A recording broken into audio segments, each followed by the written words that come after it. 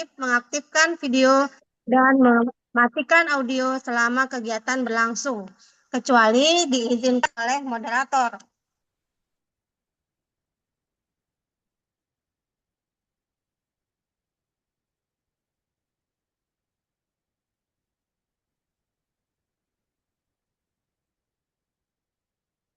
Melalui chat pada saat sesi tanya jawab.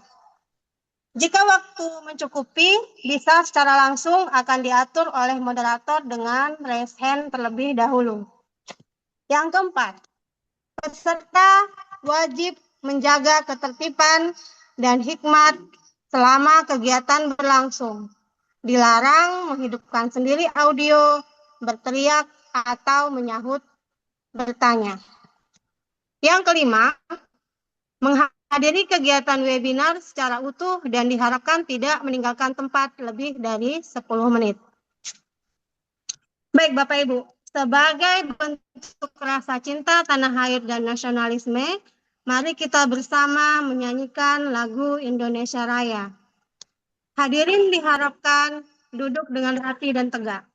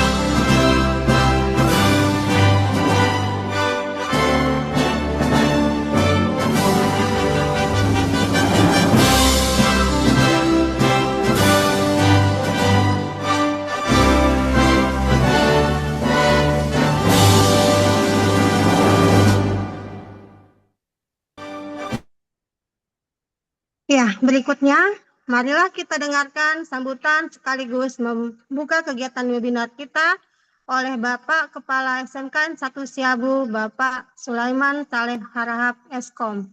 Kepada Bapak, waktu dan tempat kami persilahkan. Baik, Assalamualaikum warahmatullahi wabarakatuh. Selamat sore, selamat siang menjelang sore untuk kita semua. Bapak, Ibu, saudara-saudara sekalian, terima kasih kembali lagi. Hari ini kita dalam kegiatan Semarak Skansa Siabu, edisi 9 Juni 2026, yang hari ini kita mengambil tema pentingnya keamanan data pribadi di era digital. Kembali lagi, digitalisasi ini saat ini merupakan sesuatu hal yang menjadi hal yang dianggap biasa, tapi kadang kita lupa bahwa tidak semua hal itu perlu kita upload, perlu kita publikasikan. Karena apa? Karena terkait ada beberapa yang bisa menjadi persoalan kalau kita terlalu membuka kondisi data kita. secara nggak langsung kadang-kadang kita nggak sadar lewat status, kemudian apa namanya siaran langsung dan seterusnya. Nah, secara nggak langsung kita membuka data pribadi kita di dunia digital. Nah, ini yang bisa jadi bumerang nih sama kita kalau kita terlalu open. Jadi ada hal-hal tertentu yang memang boleh kita buka dan banyak juga yang kita tidak perlu buka eh, ke wilayah publik. Nah, pembahasannya nanti dijelaskan oleh para narasumber kita pada hari ini. Ini kebetulan edisinya kayaknya edisi IT. Karena narasumbernya dua-dua backgroundnya memang IT. Jadi Bapak Ibu kalau ada mau ditanya kali ini dipuasin aja. Nah, pilihannya satu, Bapak Ibu puas. Nah, atau narasumbernya muntah. Nah, gitu kira-kira gitu. Nah, jadi ada kesempatan. Nah, dipuasin aja kalau terkait dengan kondisi IT-nya. Jadi eh, hari ini kita memang sepertinya bahasannya pure ke digitalisasinya karena terkait dengan keamanan data. Jadi sederhana, tapi punya arti yang besar dan justru kadang karena ini data kita atau informasi kita bisa bias ke orang lain. Nah, mempersingkat waktu dengan mengucap basmalah, Bismillahirrahmanirrahim, untuk webinar Semarak Sekansa Siabu tanggal 9 Juni 2026 dengan tema pentingnya keamanan data pribadi di era digital. Dengan ini resmi saya buka. Selamat melaksanakan webinar, silakan aktif dalam prosesnya, semoga memberikan manfaat. Terima kasih. Wassalamualaikum warahmatullahi wabarakatuh. Waalaikumsalam warahmatullahi wabarakatuh. Baik, terima kasih Bapak atas kata sambutannya. Kemudian sebelum kita lanjut, terlebih dahulu saya menyapa para narasumber hebat kita. Narasumber pertama yaitu dengan Bapak Suel Eskom dengan materi menjaga data keamanan pribadi di era digital. Bagaimana kabarnya Bapak Suhel? Alhamdulillah sehat, Bu. Alhamdulillah sehat ya Pak ya. Siap untuk berbagi ilmu untuk hari ini ya Pak? Iya, Bu. Oke, narasumber kedua kita itu dengan Ibu Elpina Sari Dewi Hasibuan Eskom dengan materi bijak bermedia sosial untuk keamanan data pribadi. Bagaimana kabarnya Ibu? Ibu Pina? Alhamdulillah sehat, Bu. Oke, Bu. Siap membagikan ilmunya hari ini, Bu? Siap. Alhamdulillah. Nah, hadirin sekalian, kita nggak sabaran nih untuk menyimak pemaparan materi dari para narasumber hebat kita. Jadi, mari kita memasuki acara selanjutnya, yaitu dengan pemaparan materi dan dari narasumber pertama, yaitu Bapak Suel Eskom, dengan tema menjaga data keamanan pribadi di era digital. Kepada Bapak, kami persilahkan. Waktunya sekitar 20-30 menit ya Pak. Oke, Baik, Bu. silakan Pak. Terima kasih, Bu Moderator. Assalamualaikum warahmatullahi wabarakatuh. Selamat siang dan salam sejahtera untuk kita semua. Yang saya hormati Bapak Kepala SMK Negeri 1 Syabu, Bapak Sulaiman Saleh Rahab Eskom. Yang saya hormati Bapak Ibu dan peserta webinar yang saya banggakan. Pada kesempatan kali ini, kita akan membahas topik yang sangat penting, yaitu menjaga keamanan data pribadi di era digital. Saat ini, hampir seluruh aktivitas masyarakat terhubung dengan internet. Kita menggunakan media sosial, aplikasi perbankan, marketplace, dan berbagai layanan online. Namun, semakin berkembangnya teknologi tidak meninggalkan risiko kejahatan digital seperti pencurian data, penipuan online, dan peretasan akun. Karena itu, penting bagi kita untuk memahami cara melindungi data pribadi agar tetap aman.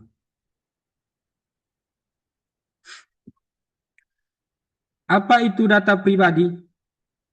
Data pribadi adalah segala informasi yang dapat digunakan untuk mengenali identitas seseorang. Contohnya meliputi nama lengkap, nomor KTP, alamat rumah, foto pribadi, nomor telepon, email, lokasi GPS, password akun, hingga data biometrik seperti sidik jari dan wajah. Data pribadi sangat berharga karena dapat digunakan untuk berbagai tindakan kejahatan jika jatuh ke tangan yang salah. Misalnya, pelaku bisa menggunakan data tersebut untuk membuat akun palsu, menipu korban lain, atau bahkan membobol rekening bank.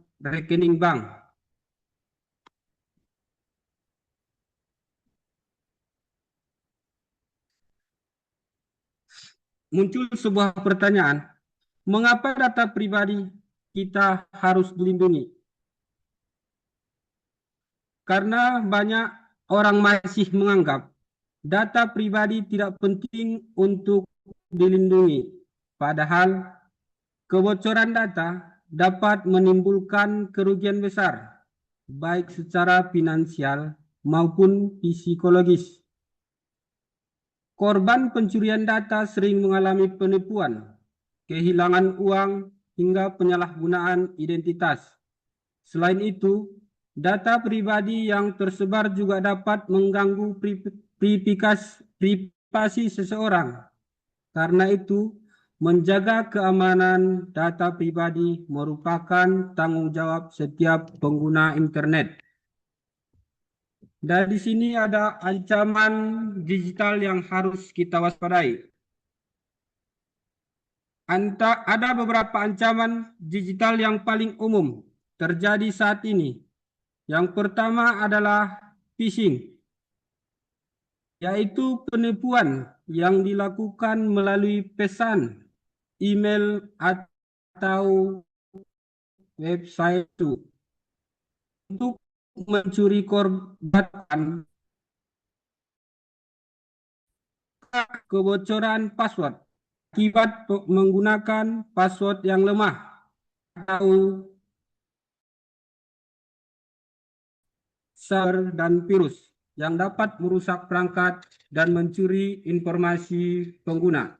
Dan keempat adalah oversharing di media sosial, yaitu membagikan terlalu banyak informasi pribadi yang dapat dimanfaatkan pelaku kejahatan.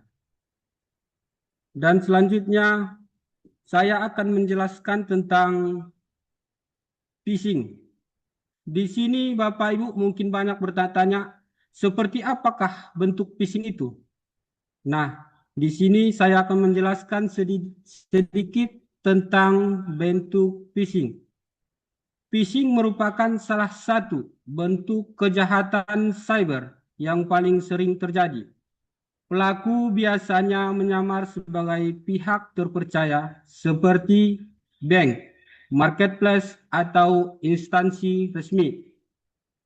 Mereka mengirim pesan yang terlihat meyakinkan dan meminta korban mengklik link tertentu. Contohnya, seperti pesan hadiah palsu atau peringatan akun diblokir. Jika korban memasukkan data login pada website palsu tersebut, maka data akan langsung dicuri oleh pelaku. Contoh penipuan online. Selain phishing, ada juga berbagai bentuk penipuan online lainnya seperti akun palsu, toko online fiktif, investasi bodong, dan pinjaman ilegal. Pelaku biasanya memanfaatkan rasa panik atau rasa ingin untuk cepat dari korban. Oleh karena itu, kita harus selalu berhati-hati saat menerima tawaran yang terlalu bagus untuk menjadi kenyataan. Dan langkah-langkah untuk melindungi akun media sosial kita, yang pertama adalah gunakan password yang kuat. Password adalah benteng pertama dalam melindungi akun digital kita. Password yang baik harus terdiri dari kombinasi huruf besar, huruf kecil, angka, dan simbol. Panjang password minimal 8 hingga 12 karakter agar lebih sulit ditebak. Hindari menggunakan nama sendiri, tanggal lahir, atau kata yang mudah ditebak. Selain itu, jangan menggunakan password yang sama untuk semua akun. Dan yang kedua, pentingnya verifikasi dua langkah. Verifikasi dua langkah atau 2FA adalah fitur keamanan tambahan yang sangat penting. Saat fitur ini aktif, pengguna harus memasukkan kode OTP selain password saat login. Artinya, meskipun password diketahui orang lain, akun akan tetapi lebih sulit diretas. Saat ini, hampir semua platform digital menyediakan fitur 2FA dan sangat disarankan untuk mengaktifkannya. Jangan gunakan satu password untuk semua akun, karena itu bisa memudahkan akun data pribadi Anda dicuri.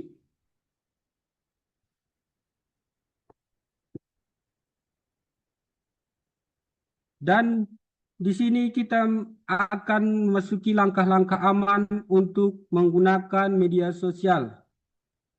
Selain menjaga password, kita juga harus memiliki perilaku aman saat menggunakan internet. Jangan sembarangan mengklik link yang dikirim oleh orang tidak dikenal. Periksa alamat website sebelum memasukkan data pribadi. Pastikan website menggunakan alamat resmi dan memiliki keamanan. Kita harus berhati-hati saat mengunduh file dari internet, karena bisa saja mengandung virus atau malware.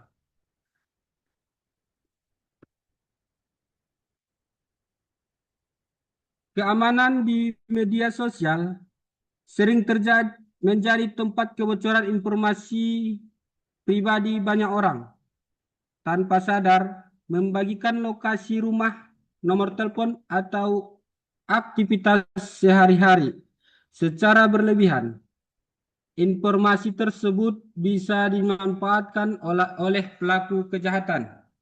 Karena itu, gunakan pengaturan privasi pada media sosial dan batasi informasi yang dibagikan kepada publik. Pentingnya update sistem dan aplikasi. Pembaruan sistem dan aplikasi bukan hanya menambahkan fitur, tetapi juga memperbaiki celah keamanan. Jika perangkat tidak diperbaharui, maka risiko terkena serangan cyber akan lebih besar. Oleh karena itu, biasakan untuk selalu melakukan update aplikasi dan sistem operasi secara rutin.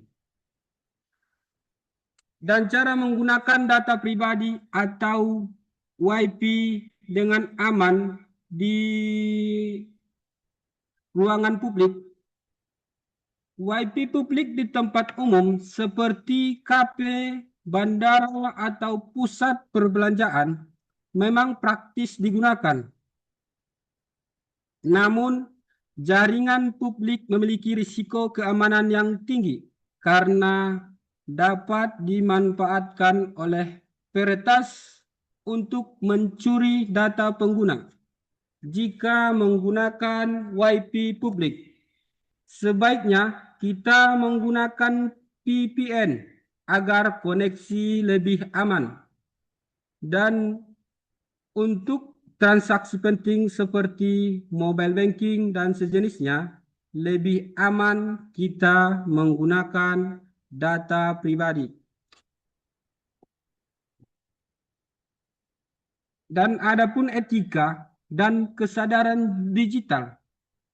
Keamanan digital tidak hanya berkaitan dengan teknologi, tetapi juga etika dan keamanan digital pengguna. Kita harus berpikir sebelum membagikan informasi di internet. Selain itu, penting untuk membaca izin aplikasi sebelum menginstalnya. Jangan memberikan akses yang tidak diperlukan kepada aplikasi tertentu. Kita juga harus menghormati privasi orang lain dan tidak menyebarkan data mereka tanpa izin. Dan di sini ada sebuah contoh studi kasus dan pelajaran penting. Banyak korban penipuan online kehilangan uang karena kurang berhati-hati. Pelaku biasanya menciptakan rasa panik agar korban cepat mengambil keputusan. Misalnya, ada pesan yang mengatasnamakan bank dan meminta kode OTP. Perlu kita ingat bahwa bank resmi tidak pernah meminta OTP melalui telepon atau pesan. Jika menerima pesan mencurigakan, jangan panik, segera verifikasi ke pihak resmi. Dan ada beberapa langkah yang sederhana yang dapat dilakukan setiap hari untuk menjaga keamanan digital. Gunakan password yang kuat dan unik. Aktifkan 2FA di semua akun. Jangan klik link sembarangan. Rutin update aplikasi. Batasi informasi di media sosial. Logout dari perangkat umum setelah digunakan dan lakukan backup data penting secara berkala. Sebagai pesan penutup, keamanan data pribadi adalah tanggung jawab bersama. Kita tidak bisa sepenuhnya menghindari penggunaan teknologi digital, tetapi kita bisa menjaga pengguna yang lebih bijak dan waspada. Mulailah dari langkah sederhana seperti menjaga password, berhati-hati saat online, dan meningkatkan literasi digital. Semakin tinggi kesadaran kita terhadap keamanan digital, maka semakin kecil kemungkinan menjadi korban kejahatan cyber. Demikian yang dapat saya sampaikan. Semoga materi ini bermanfaat dan dapat diterapkan dalam kehidupan kita sehari-hari. Terima kasih atas perhatiannya. Saya kembalikan kepada moderator. Baik, terima kasih kepada narasumber pertama kita, Bapak Suhail. Jadi itulah tadi materi pertama kita, Bapak Ibu, sangat-sangat menarik sekali ya Bapak Ibu untuk dibahas, karena pada dasarnya kita sekarang hidup di era digital yang apa-apa segalanya serba digital, dan uang pun ada yang namanya uang digital, kan gitu ya Bapak Ibu. Pasti ini Bapak Ibu ingin bertanya, banyak ini pertanyaan yang ada di kepala Bapak Ibu. Tapi simpan dulu ya Bapak Ibu, karena kita masih ada narasumber kita yang kedua. Tanya jawab di kolom chat. Oke Bapak. Mari kita memasuki acara selanjutnya, yaitu dengan pemaparan materi dari narasumber kedua kita pada hari ini, yaitu Ibu Elpina Sari Dewi Hasibuan Eskom, dengan tema materi bijak bermedia sosial untuk keamanan data pribadi. Bagaimana Ibu Pina, sudah siap? Sudah, Bu. Kepada Ibu kami persilahkan, waktunya 20-30 menit ya Bu. Iya, Bu.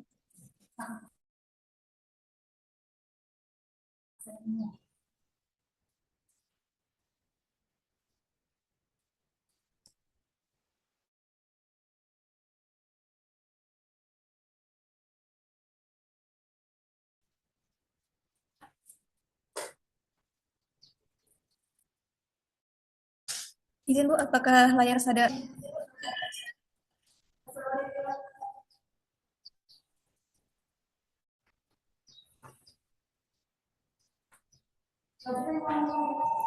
Sudah muncul, Bu?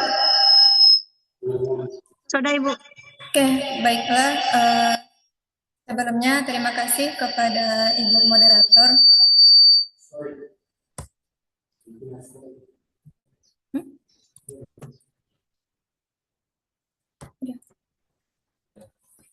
Sudah Ibu Baiklah, Pina, silakan. yang saya hormati Bapak Kepala Sekolah SMKN 1 Siabu. Dan saya ucapkan terima kasih kepada Ibu Moderator yang telah mempersilahkan saya untuk menyampaikan materi pada hari ini. Di mana materi yang akan saya sampaikan yaitu tentang bijak bermedia sosial, di mana lingkungan data pribadimu di era digital. Nah, pada pemateri sebelumnya sudah membahas tentang apa itu data pribadi. Nah, di sini berkaitan dengan pemateri pertama. Nah, sebagai bagian dari komitmen kita untuk menjaga keamanan cyber, di sini saya mengajak kita untuk memahami langkah nyata menjadi pengguna media sosial yang cerdas, aman, dan bertanggung jawab demi melindungi masa depan digital kita.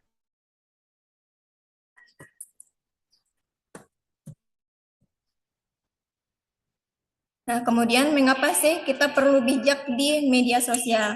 Nah, media sosial ini telah menjadi bagian yang tidak terpisahkan dari kehidupan modern pada saat sekarang, di mana di balik kemudahan interaksi tersebut terdapat beberapa macam ancaman nyata yang mengintai data sensitif kita di setiap harinya. Nah, di mana yang pertama itu ada ketergantungan digital. Seperti yang kita ketahui di zaman sekarang, hampir dari pagi hingga malam kita aktif bermedia sosial. Nah, ketergantungan digital ini dia merupakan aktivitas harian kita, di mana hampir sepenuhnya terekam dalam platform digital, di mana ini menciptakan jejak yang permanen.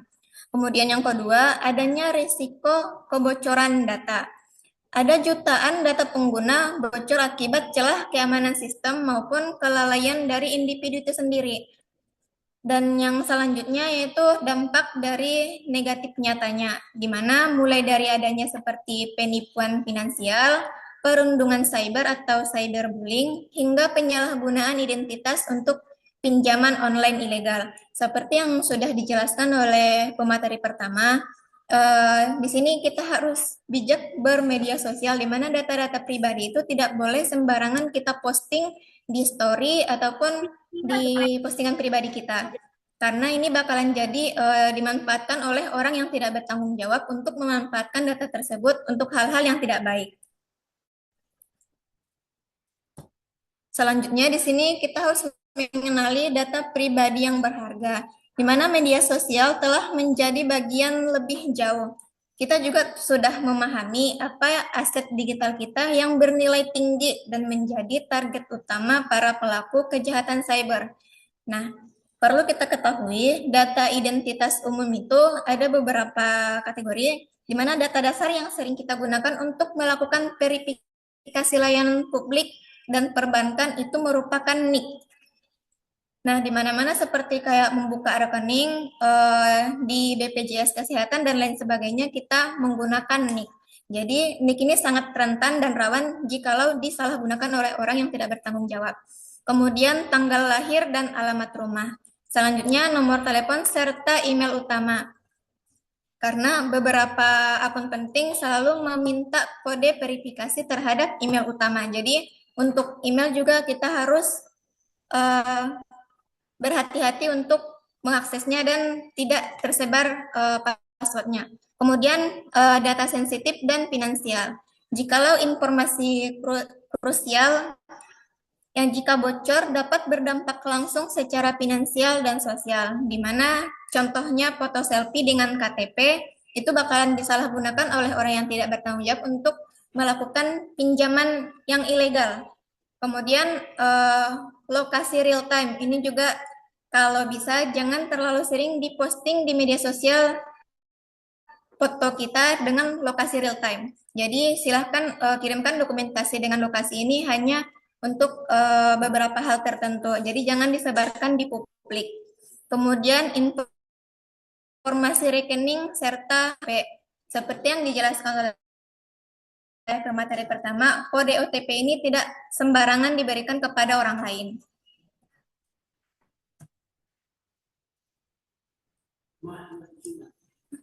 Selanjutnya untuk studi kasus, di mana pengetahuan kita harus sejalan dengan perilaku kita. Nah, ada kesenjangan yang cukup tindakan preventif yang dilakukan sehari-hari oleh para pengguna aktif.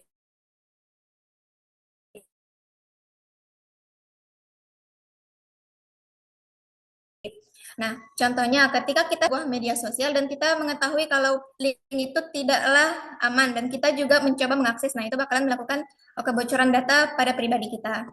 Jadi harus mengecek ulang link tersebut benar-benar resmi atau tidak. Kemudian mengabaikan privasi. Nah, kita jika tidak pernah mengubah pengaturan privasi di default di akun mereka. Jadi pada akun privasi di media sosial lebih bagus di privat daripada di publik. Kemudian untuk skip them. Nah, langsung menyetujui syarat ketentuan tanpa membaca detail penggunaan data. Contoh, ketika kita menginstal sebuah aplikasi ataupun membaca sebuah surat, kita langsung menyetujui saja. Nah, ini bakalan jadi bumerang kepada kita sendiri. Jadi alangkah baiknya kita harus membaca secara teliti dari rincian aplikasi ataupun dokumen tersebut.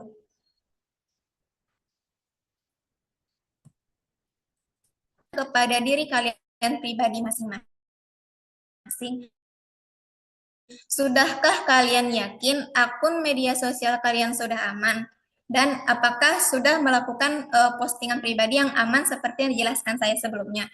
Jadi setiap kali kita melakukan pengunggahan, baik postingan maupun story, alangkah baiknya selalu memberikan izin akses pada aplikasi pihak ketiga. Di mana ketika membuka pintu integrasi digital, pastikan Anda tidak membiarkan pintu tersebut terbuka lebar tanpa pengawasan. Jadi harus diperhatikan lagi.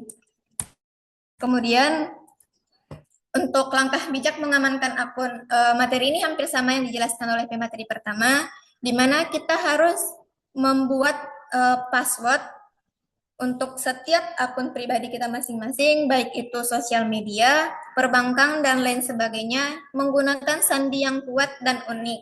Di mana di sini kita menggunakan kombinasi simbol, angka, huruf besar, huruf kecil, dan hindari memakai kata sandi yang sama di beberapa akun. Kemudian aktifkan aktivasi 2FA, di mana autentikasi 2 faktor ini memberikan lapisan perlindungan ekstra berupa kode verifikasi OTP ke perangkat fisik Anda saat login. Nah, perlu kita ketahui, ketika salah satu akun kita sudah diketahui oleh orang lain akunnya, username sama password, dan kita sudah mengaktifkan aktivasi 2FA di email pribadi kita. Nah, pastikan juga email pribadi ini tidak diakses oleh orang lain. Nah, ketika email pribadi dan akun kita tadi dapat diakses orang lain, jadi kode OTP ini tidak akan mengamankan kita gitu. Jadi harus dipastikan ulang email utama itu juga tidak diretas, di mana di email utama kita meletakkan kode verifikasi 2FA sebelumnya. Kemudian audit verifikasi berkala. Nah, untuk atur visibilitas postingan Anda menjadi teman saja dan batasi akses sosial media Anda terhadap pihak ketiga yang tidak lagi digunakan. Lanjut, di sini kita harus hati-hati saat berbagi informasi atau oversharing. Mungkin ini beberapa kasus sudah terjadi ya. Jadi pada materi ini kita harus melakukan batasan-batasan pemberian informasi kepada orang lain untuk menghindari kebocoran data. Nah, batasan antara kehidupan pribadi dan konsumsi publik kian hari kian menipis. Kenapa saya bilang seperti itu? Coba perhatikan di beberapa akun sosial media influencer, hampir seluruh aktivitas mereka itu di publik gitu. Jadi mari pelajari apa saja yang harus kita hindari demi menjaga privasi tetap aman. Nah, yang pertama, pikirkan dulu sebelum melakukan posting maupun story. Nah, pertimbangkan dampak jangka panjang dari foto, opini, dokumen yang Anda unggah hari ini untuk masa depan. Dan yang kedua, hindari berbagi informasi sensitif. Nah, jangan pernah mengunggah tiket perjalanan, kartu identitas seperti KTP, SIM, dan lain sebagainya, atau foto dengan tag lokasi rumah pribadi secara detail demi menghindari pengintaian cyber. Kemudian yang ketiga, mewaspadai teknik rekayasa sosial, yaitu phishing. Jangan pernah mudah tergiur untuk mengklik tautan berhadiah gratis atau mengisi survei-survei yang mencurigakan yang meminta kredensial akun media sosial Anda. Jadi pastikan linknya itu resmi. Selanjutnya, nah, untuk literasi digital, kunci utama keamanan, di mana teknologi keamanan akan semakin terus berkembang. Namun, pertahanan terkuat adalah tingkat kesadaran dan pemahaman pengguna itu sendiri terhadap risiko cyber. Di mana pada poin pertama, kita harus menerapkan budaya terus belajar, selalu update informasi, menghindari modus penipuan cyber terbaru, dan pelajari fitur keamanan terbaru yang disediakan oleh platform. Yang kedua, edukasi berkelanjutan, mengikuti dan mengadakan kegiatan sosialisasi serta webinar bertema keamanan cyber secara berkala di instansi sekolah maupun umum seperti yang kita laksanakan saat sekarang. Kemudian yang ketiga, saling menjaga komunitas. Nah, bantu ingatkan rekan, saudara, keluarga terdekat, guru, siswa apabila mereka tanpa sadar melakukan oversharing di dunia maya.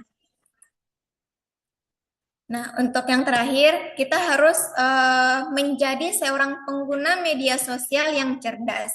Langkah kecil Anda hari ini dalam menggunakan data pribadi akan membawa dampak besar bagi terciptanya ruang digital Indonesia yang sehat dan terpercaya. Di mana ada 3 poin penting pesan dari saya, pahami resiko, kemudian terapkan solusi, serta sebarkan kebaikan. Terima kasih, amankan datamu, amankan masa depanmu. Saya kembalikan kepada moderator. Ya, baik. Terima kasih kepada Ibu narasumber kedua kita, Ibu Elvina Sari, atas pemaparan materinya yang sangat menarik sekali. Dan selanjutnya kita akan masuk ke dalam sesi tanya jawab. Dan saya perhatikan di sini belum ada pertanyaan di kolom komentar. Bapak Ibu, apakah tidak ada yang ingin bertanya? Atau saya yang ingin bertanya? Saya agak sedikit penasaran nih dengan materi Bapak Ibu berdua ini. Yang mau saya tanyakan Bapak Ibu, bagaimana apa yang dimaksud dengan jejak digital? Dan bagaimana jejak digital itu dapat mempengaruhi masa depan seseorang? Apakah berkenan Bapak Ibu menjelaskan kepada saya, kepada kita semua? Silakan.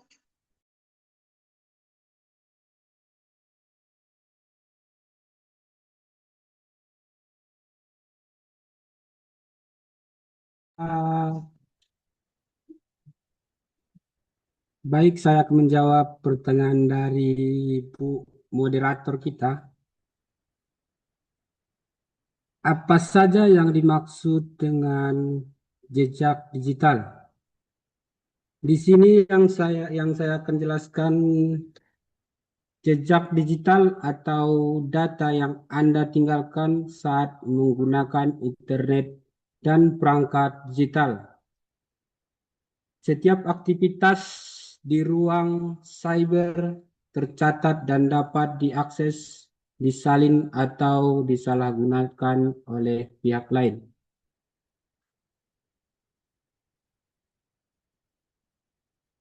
Sudah, Bu? Iya, Bapak. Oke, mungkin sedikit tambahan dari saya, Bu. Saya mengingat materi kita pada hari ini, saya teringat Mungkin bisa pesan ditekan dari... mikrofonnya, Ibu. Gimana, Bu? Mikrofonnya, Ibu. Udah dihidupkan? Udah Sudah. kedengaran, Bu? Oke. Oke, jadi mengingat pertanyaan Ibu tadi serta materi yang sudah kita bahas pada hari ini, saya sedikit teringat dengan pesan dosen saya sebelumnya pada mata kuliah cyber. Nah, ada sedikit pesan dari sebuah instansi yang sudah dijalani oleh beliau ketika kita menyimpan data baik itu di laptop, di media sosial dan apa sebagainya. Nah, ketika kita menghapus sebuah akun tersebut ataupun file dari contohnya untuk flash disk gitu kan atau hard disk. Nah, kita tidak boleh menjual perangkat ini atau hard disk tersebut ke toko lain. Kenapa? Karena hard disk ataupun flash disk tadi bisa dikembalikan ulang datanya secara utuh walaupun sudah kita format. Karena pada kuliah saya sebelumnya sudah kami praktekkan gitu. Jadi langkah baiknya untuk data instansi kayak pemerintahan ataupun data kita pribadi, ketika kita menyimpan data-data pribadi pada hard disk tersebut, alangkah baiknya itu dihancurkan saja. Jadi jangan dijualkan ketika kita menyimpan data pribadi kita pada perangkat tersebut gitu. Mungkin itu saja, Bu. Baik, berarti jejak digital itu adalah segala sesuatu yang kita tinggalkan ya Bapak Ibu. Bisa berupa di flash disk atau yang seperti yang kita bahas sekarang di media sosial. Begitu ya Bapak Ibu ya. Baik, terima kasih atas jawabannya. Ini ada pertanyaan dari Bapak Rahmat Marzuki. Pertanyaan untuk kedua pemateri. Pertanyaannya adalah, apa kira-kira kriteria pesan atau telepon yang menandai pesan atau telepon itu adalah penipuan? Boleh Bapak Ibu silahkan siapa duluan yang menjawab? Pertanyaannya ditujukan kepada kedua narasumber. Baik, Bu. Di sini pertanyaannya Ibu Eva Rahmat Marzuki. Apa kira-kira kriteria pesan atau telepon yang menandai penipuan? Kriteria utama pesan dan telepon penipuan. Yang pertama, memaksa atau mengancam. Pelaku menciptakan kepanikan dengan mengatakan rekening akan diblokir, ada tunggakan pajak atau anggota keluarga agar korban tidak berpikir panjang. Sampingnya apa Bapak? Sini mak kamar na.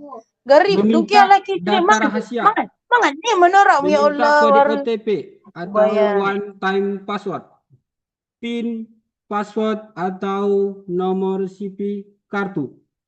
Ingat, pihak bank atau lembaga resmi tidak pernah meminta informasi melalui telepon atau pesan. Terima kasih, mungkin narasumber kita yang kedua bisa menambahkan. Sudah terwakilkan, Pak. Terima kasih.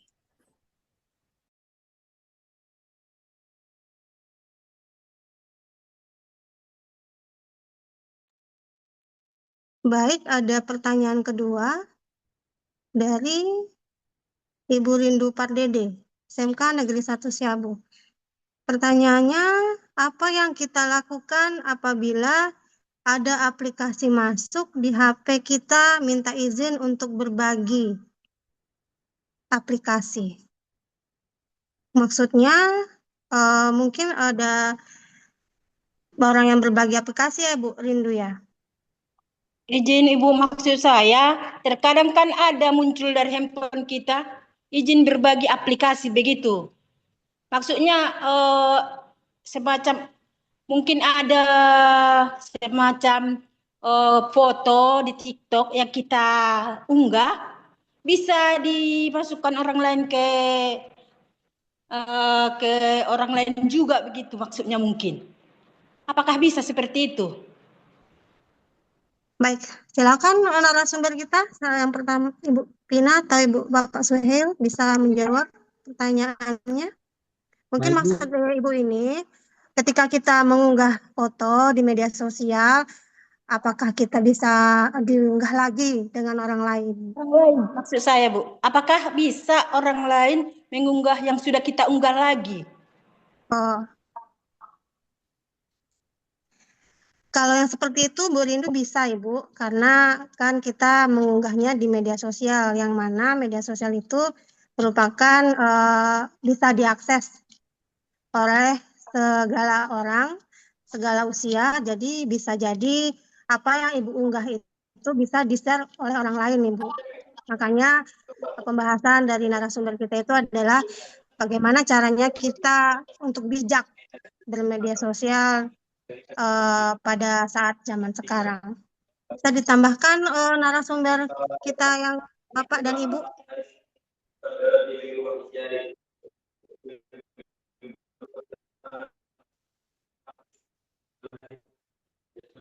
Atau kepada Bapak kami, Bapak Sulaiman Saleh Rahab, apakah ada tambahan, Pak? Baik, saya coba menengahin dulu ya. Jadi kalau yang dimaksud Bu Rindu ini kayaknya ada kalau kita nge-share nih di media sosial. Nah, kemudian di tag gitu lah kan.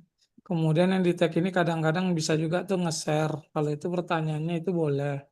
Kemudian kita nginstal aplikasi. Contoh, kita nginstal Map. Mapping itu kan dia akan minta izin bahwa data GPS atau data map kita untuk digunakan. Nah, itu boleh nggak? Sekarang balik lagi, Bu Rindu. Tadi udah disampaikan sama Pak Suel dengan Bu Elpina. Ibu yakin nggak dengan aplikasinya? Ibu yakin nggak dengan apa namanya sumber informasi terhadap aplikasi itu? Bahwa memang aplikasi itu layak digunakan. Kemudian perlu untuk ibu gunakan. Yang paling gampang lagi, data absensi kita. Dia kan minta itu data. Waktu diinstal pertama kan dia minta tuh kan, minta izin untuk menggunakan data. Nah, balik lagi kalau kita yakin dan memang itu adalah aplikasi resmi, silakan. Kalau nggak yakin jangan. Atau kita perlu, tapi kayaknya kok aplikasinya nggak meyakinkan. Jangan dipaksa. Cari aplikasi sejenis yang memang sesuai dengan kebutuhan kita, gitu loh. Jadi jangan dipaksakan untuk aplikasinya harus itu, nggak bisa. Kenapa? Karena keterkait dengan data. Sama dengan sekarang, Bapak Ibu bisa tahu nggak hari ini Bapak Ibu jalannya apa namanya perjalanan dari mulai rumah sampai pulang ke rumah itu singgah di mana saja? Ada yang tahu nggak caranya? Dapat nggak kira-kira datanya? Dapat. Kalau yang SMK 1 Syabu besok pagi saya jelaskan. Sehingga sama dengan kita ngasih handphone ke anak. Nah, kemudian kita tanya nih ke anak, hari ini kemana aja nak? Mau dia ngomong benar atau bohong, bisa dicek nggak? Bisa.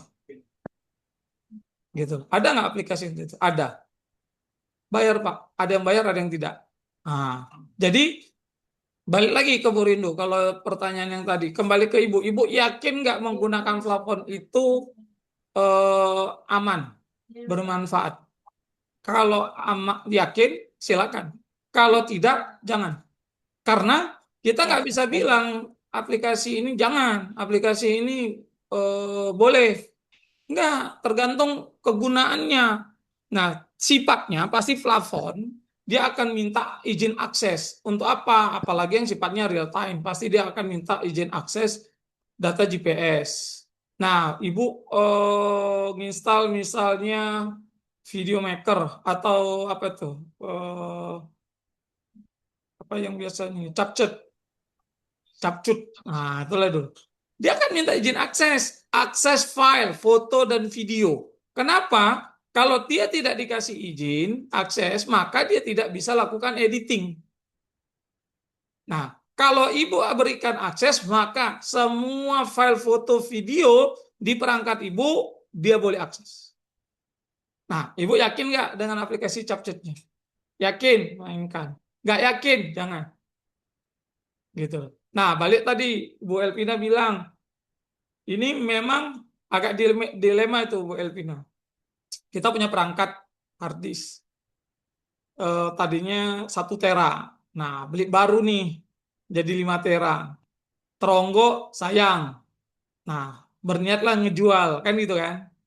Nah, persoalannya dalam segi ekonomis, benar tuh, jual barang yang nggak dimanfaatkan. Betul.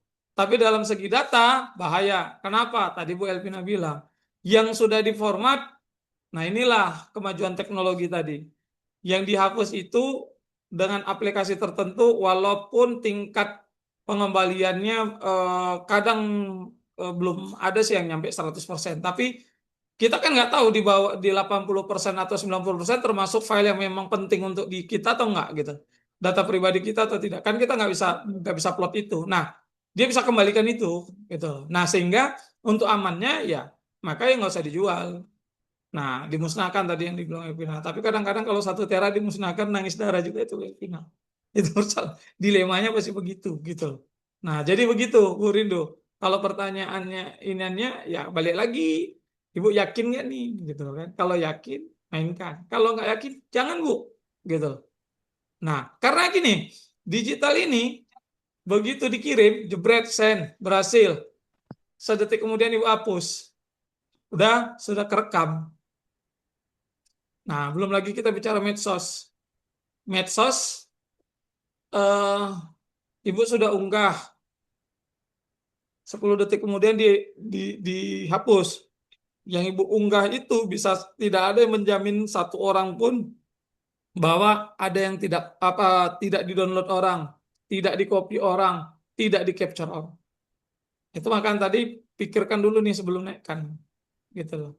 Nah, persoalannya sekarang kan latah tuh FB Pro, ya kan? Saking ngejarnya, ya kadang-kadang kontennya konten-konten maaf kata ya, konten-konten yang dipaksa, yang urusan di rumah diupload, urusan perjalanan diupload. Ya tadi Bu Elvina bilang, gak usah sering-sering juga. Kemudian gak usah sering-sering, ya kemudian gak usah sering-sering juga live. Kalaupun mengupload perjalanan, mungkin perjalanan udah 2-3 hari yang lalu atau seminggu yang lalu, gitu kan? Kadang-kadang kan orang kasih note apa? Late post, gitu kan? Postingan terlambat katanya kan? Nggak apa-apa, gitu. Seperti itu, Bu Rindu. Jadi kembali lagi aplikasi itu bermanfaat nggak sama Ibu? Penting nggak, perlu nggak? Kalau memang perlu dan yakin sumbernya aman, ya silakan. Tapi kalau nggak yakin, nggak usah. Atau cari alternatif aplikasi sejenis yang memang kalau memang tetap mau perlu gitu kan, cari aplikasi sejenis yang lebih aman. Demikian. Terima kasih. Saya kembalikan ke Bapak Ibu narasumber dan moderator.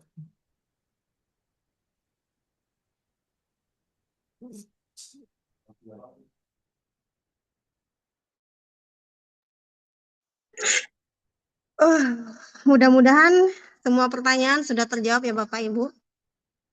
Apa ada lagi pertanyaan Bapak Ibu? Boleh di kolom chat. Sepertinya sudah tidak ada lagi. Karena waktu yang membatasi, maka kita lanjut ke acara selanjutnya yaitu closing statement. Kepada narasumber pertama, Bapak Suhel, untuk memberikan statement closing-nya. Dipersilakan Bapak. Baik, terima kasih Bu. Untuk closing statement saya, sebelum kita akhiri webinar ini, mari kita ingat bahwa menjaga keamanan data pribadi adalah tanggung jawab kita bersama. Mulailah dari langkah-langkah sederhana, seperti menggunakan password yang kuat, mengaktifkan 2FA, dan lebih berhati-hati dalam membagikan informasi di internet. Semoga materi hari ini bermanfaat dan dapat diterapkan dalam kehidupan sehari-hari. Terima kasih atas perhatian dan partisipasi Bapak Ibu. Semoga bertemu di kesempatan berikutnya. Tetap aman di dunia digital. Terima kasih. Baik, Kembali. baik Bapak, terima kasih Bapak atas statement closing statement. Kepada narasumber kita kedua, yaitu Ibu Elpina, untuk memberikan closing statement-nya. Dipersilakan Ibu. Baiklah, sedikit closing statement dari saya. Jadilah pengguna media sosial yang cerdas. Nah, kurangi postingan pribadi, postingan yang berlebihan, serta oversharing kepada media sosial. Langkah kecil Anda hari ini dalam mengamankan data pribadi akan membawa dampak besar bagi terciptanya ruang digital Indonesia yang sehat. Mungkin cukup sekian, Ibu. Terima kasih. Baik Ibu, terima kasih atas closing statement-nya. Hadirin sekalian, sesuai dengan webinar kita hari ini, jadi bisa kita simpulkan bahwasanya menjaga keamanan data pribadi di media sosial itu adalah tanggung jawab mutlak setiap individu.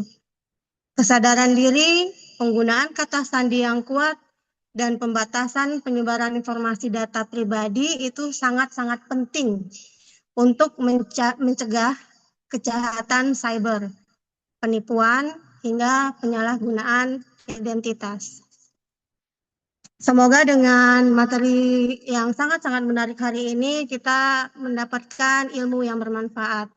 Dan sekali lagi, saya ingatkan kepada peserta untuk mengisi link absensi yang ada di kolom chat nantinya Bapak Ibu. Kemudian sekarang marilah kita melakukan foto bersama. Berikan senyuman terbaik Bapak Ibu pada sore ini. Mari saya pimpin 1, 2, 3.